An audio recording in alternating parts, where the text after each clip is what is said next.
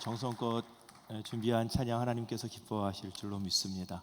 그리고 우리 합의 찬양대뿐만 아니라 애쓰고 수고하는 모든 청년 지체들 가운데 하나님의 도우심이 또 이 한 달 함께 하시기를 바랍니다.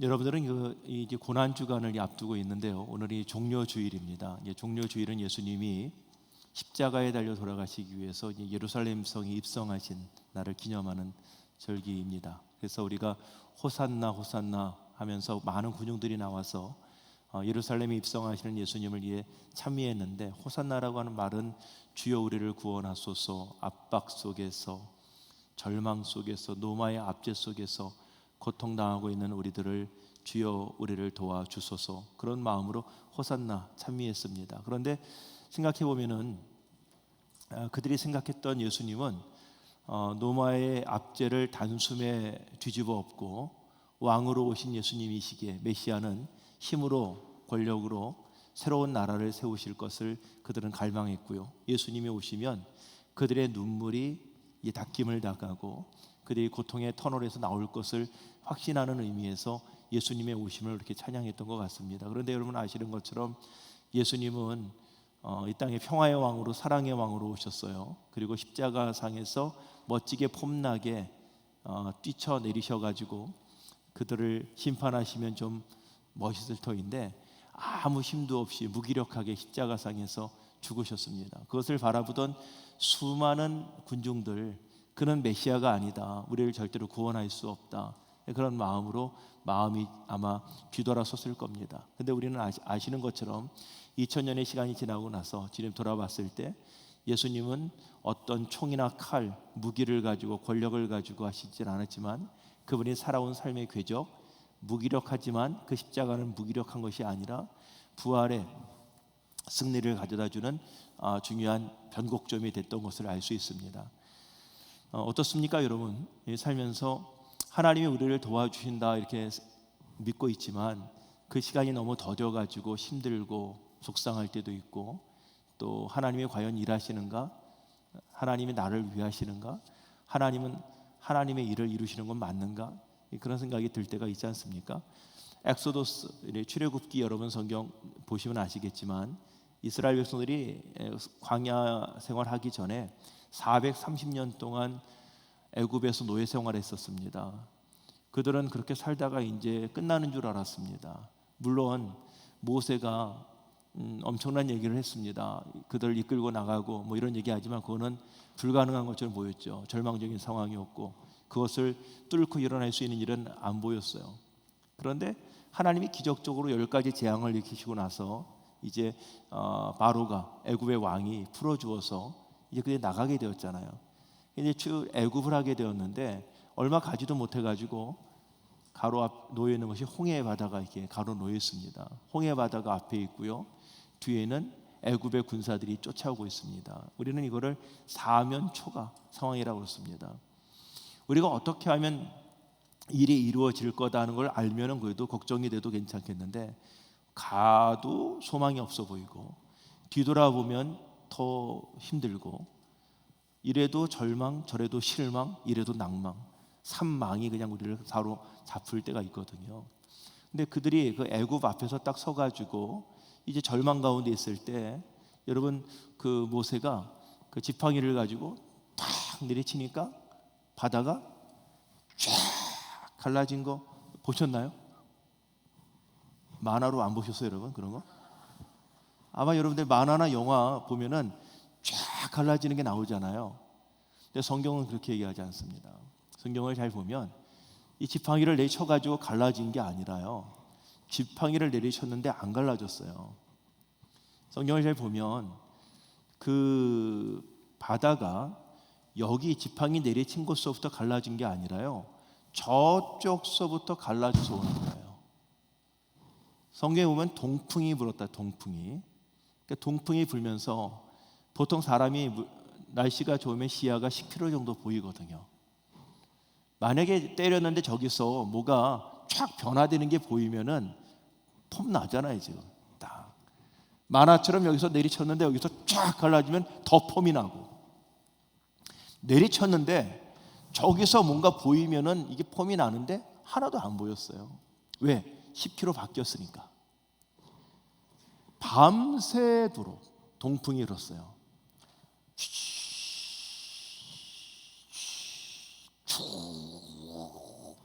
이 소리가 처음에 안 들렸을 텐데 서서히 오다가 눈에 보이는 거예요. 언제? 새벽에.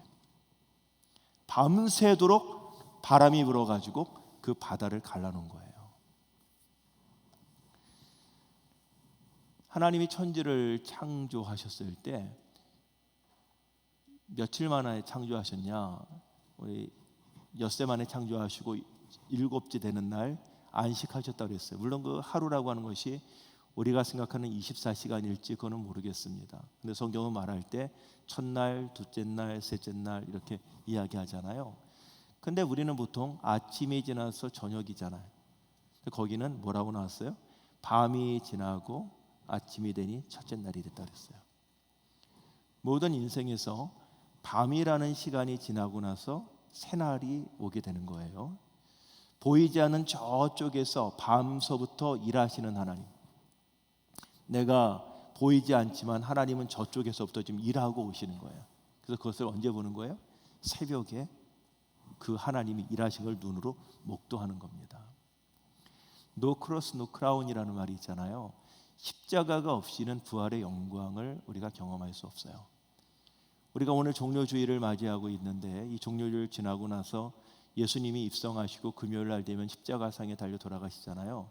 근데 수도 없이 많이 들었습니다. 그런데 예수님의 그 부활이 감격스러웠던 것은 예수님이 죽으신 걸 눈으로 목도했거든. 그들은요, 분명히 찢기고 상하고 죽으신 걸 완전히 죽었어요, 예수님은. 그래서 엠마오로 가는 두 제자가 옆에 부활하신 예수님이 같이 걸으셨는데도 그걸 몰랐어요. 왜 그렇습니까? 이미 죽었으니까. 예수님은 죽은 사람은 살 수 없지 않습니까? 절망적인 상황. 내가 이제 끝이다 생각하는 경우에는 아무리 희망적인 얘기를 들어도 내가 마음을 닫으면 들리지가 않아요. 닫혀요. 그런 가운데 예수님께서는 죽음에서 완전히 죽으셨어요. 거의 죽은 거 아닙니다. 거의 죽은 것은 죽은 게 아니잖아요. 완전히 죽으셨다가 다시 3일 만에 부활하셨어요. 그걸 보았을 때 제자들이 감격하게 된 거예요. 제자들은 그때까지만 하더라도 3년 동안 예수님과 동고동락했지만 예수님이 메시아다라는 것 머리로 알았을지 모르겠지만 잘 몰랐어요. 그러나 분명히 죽으신 그분이 다시 살아난 걸 보고 그들이 목숨을 다 걸고 모두 다 순교했잖아요. 사도 요한 빼놓고 다 할 수 있는 것은 예수와 함께 죽고 예수와 함께 부활하게 된 거예요. 저는 여러분들이 오늘 이 시간에 우리 종료주일날 예배를 함께 드리고 있는데 이 종료주일날 예배 드리면서 제가 오늘 여러분과 나누고 싶은 것은 우리가 얼마를 살든 간에 주님께 쓰임받는 그런 인생이 되었으면 좋겠다, 그런 말씀을 나누고 싶어요. 별거 아닌 거라 하더라도 사람이 찾는 사람, 나를 누군가가 찾고 내가 뭐 할 때 기뻐하는 사람이 있다면 행복하죠.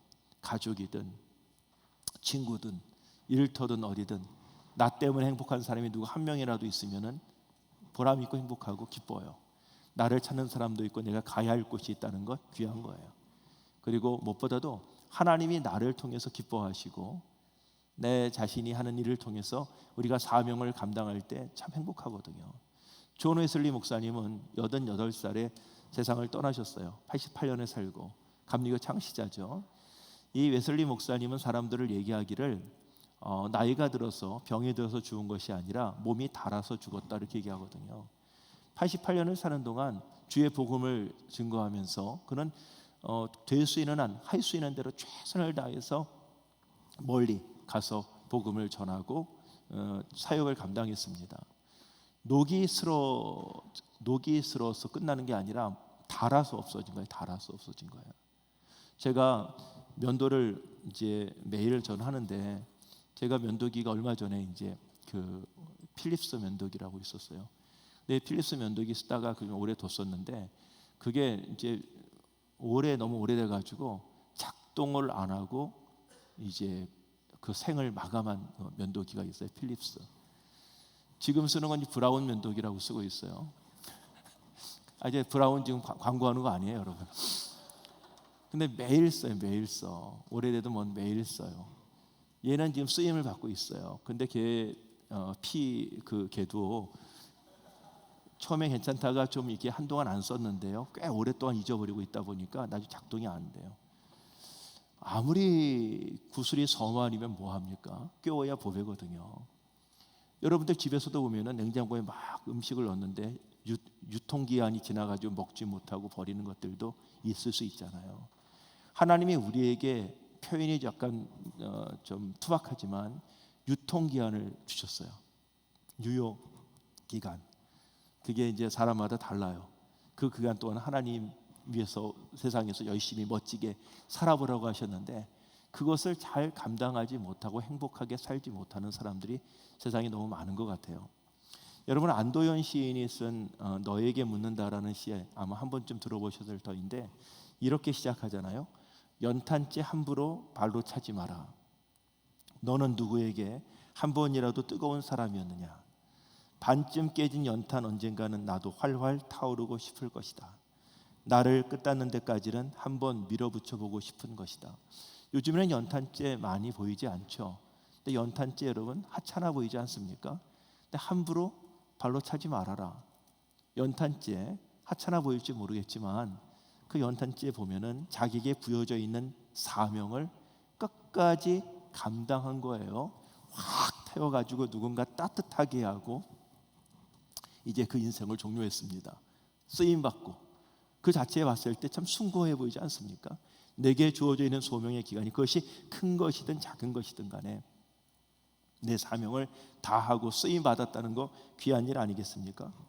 저는 1989년에 첫 목회를 시작했어요. 아주 시골 깡촌에서 첫 목회했습니다. 그리고 나서 시작하고 얼마 안 돼서 오토바이를 이제 타기 시작했어요. 여러분 오토바이 하면 생각하는 건 뭐 이런 오토바이 이렇게 이런 거 아니고 그냥 조그만 털털거리는 왜냐면 차가 그 마을에 3번밖에 하루에 안 들어와요. 아침 새벽에 밤에 낮에 한 번. 그러니까 어디 나가지를 못하니까 오토바이를 아주 싼 값에 샀는데 이게 싼 게 비지떡이라고 금방 3달 만에 그냥 퍼져버려 고장 났어요. 그래서 그 다음부터 이제 또 계속 중고 오토바이를 3번 더 이제 기종을 제가 다양하게 타봤습니다. 여러분들 CT100 뭐 이런 거, 그다음에 88, 효성 수직기 125, MX88 같은 거 이런 거 타고 다녔습니다.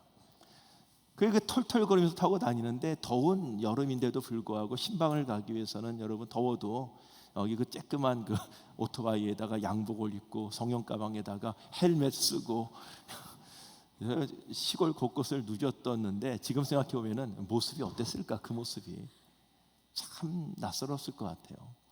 예수님이 지금 예루살렘 성에 입성하시는 모습이 뭐냐면 나귀 새끼를 타고 들어와 있던 나귀 새끼.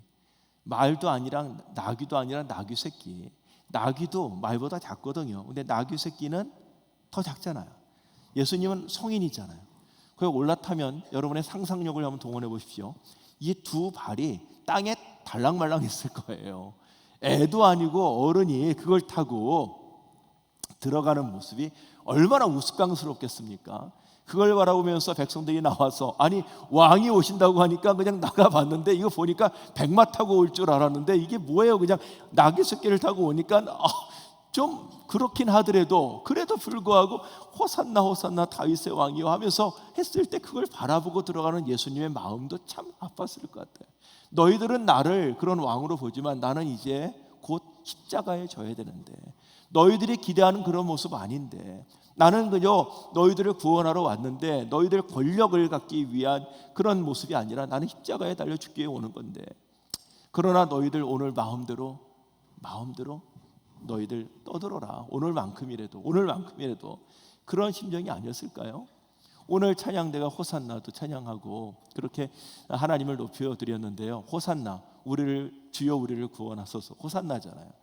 오늘 여러분들이 주여 우리를 구원하소서 고백했을 때 찬양했을 때 생각해 보세요.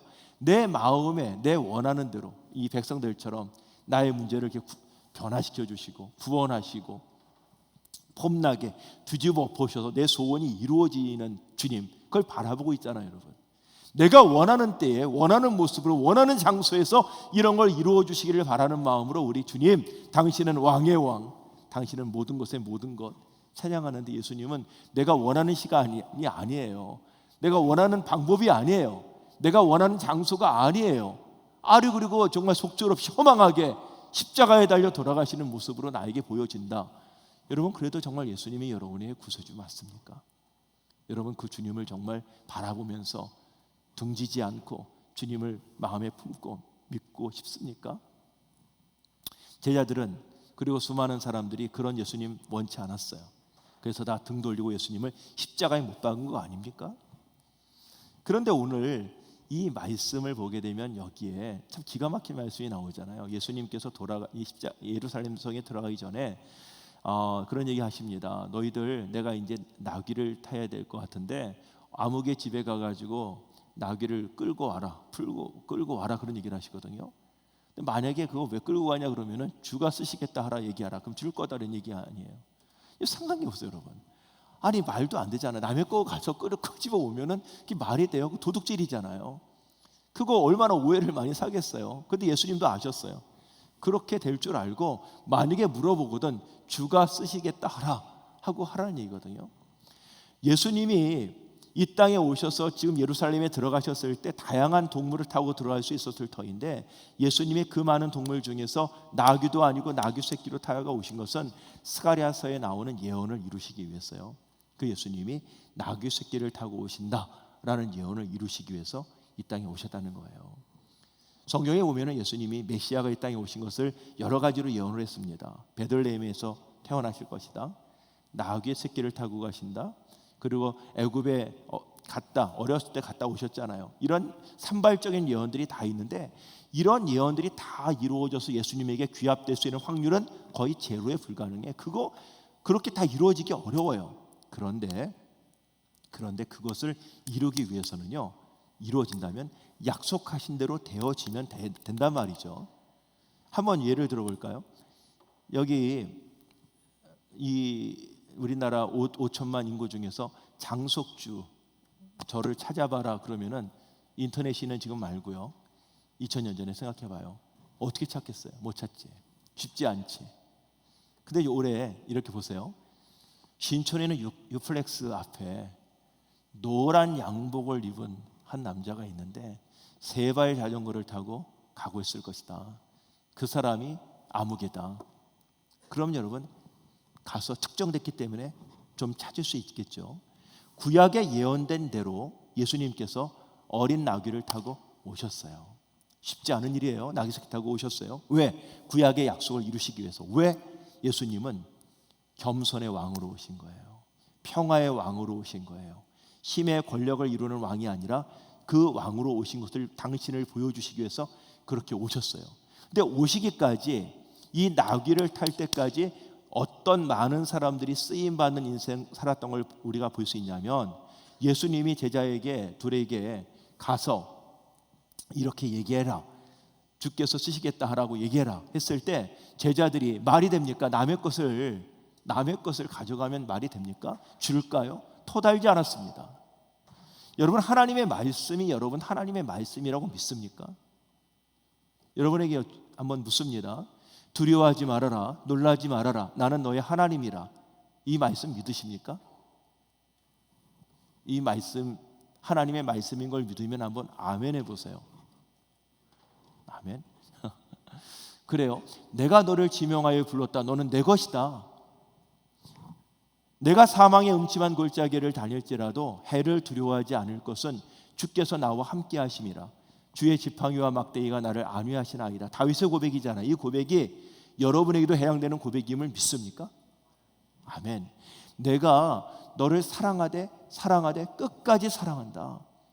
이 말씀이 성경에 있는 말씀 있는 거 아는데 그것이 옛날 2000년 전 4000년 전의 이야기 또 예루살렘에 있던 이야기 그게 아니라 오늘 나에게 주신 말씀으로 믿느냐 하는 게 중요하거든요. 예수님이 가나에서 물이 변하여 포도주가 되는 기적을 행하셨지 않습니까? 그때 포도주가 떨어졌습니다. 예수님의 어머니 마리아가 예수님에게 포도주가 떨어졌어요 얘기했어요. 예수님이 뭐라고 했습니까? 내 때가 아닙니다 그랬잖아요.